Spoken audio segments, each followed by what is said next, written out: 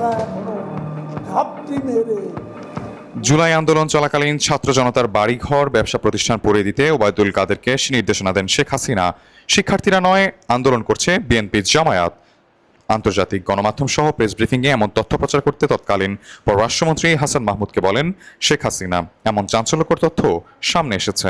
বিভিন্ন এলাকায় লোক ঠিক করা এবং চলা সব নেতার কমিটির ওভাবে ব্যবস্থা করা।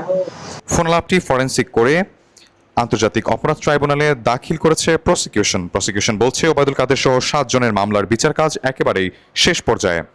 জুলাই আন্দোলনে দমাতে ফোনে একের পর এক যে নির্দেশনা দিয়েছিলেন ওবায়দুল কাদের, সম্প্রতি একের পর এক এই অডিও ট্রাইব্যুনালে দাখিল করা তাই প্রমাণ করে।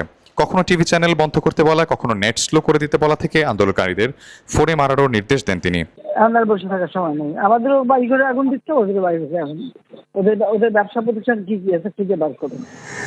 তবে এবার ট্রাইব্যুনালে যে অডিও দাখিল করা হয়েছে তাতে জুলাই আন্দোলনের সময় আন্দোলনকারীদের বাড়িঘর ও ব্যবসা প্রতিষ্ঠানে পাল্টা আগুন দেওয়ার নির্দেশ দিয়েছিলেন তৎকালীন প্রধানমন্ত্রী শেখ হাসিনা।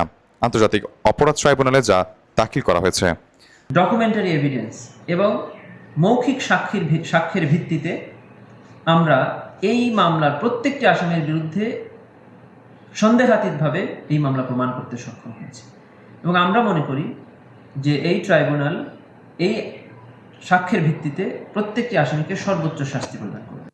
আন্দোলনকারীদের উপর সহিংসতার দায় চাপানোর আরও অডিও ফোনালাপও ট্রাইব্যুনালে উপস্থাপন করা হয়। সে সাথে হাসান মাহমুদের সাথে শেখ হাসিনার কথোপকথনেও আন্দোলনকারীদের দমানোর প্রশংসা উঠে আসে। প্রসিকিউশন বলছে ওবায়দুল কাদের, আরাফাত, পরশ, নিখিল, সাদ্দাম, ইনানদের মামলার বিচার একেবারেই শেষ পর্যায়ে। এ পর্যন্ত জুলাই আন্দোলনে মানবতা বিরোধী অপরাধের 6টি মামলার রায় হয়েছে ট্রাইব্যুনালে, আরও বেশ কয়েকটির শুনানি এখনও বাকি। সাইফুল ইসলাম, ডেস্ক রিপোর্ট, দেশ বুলেটিন।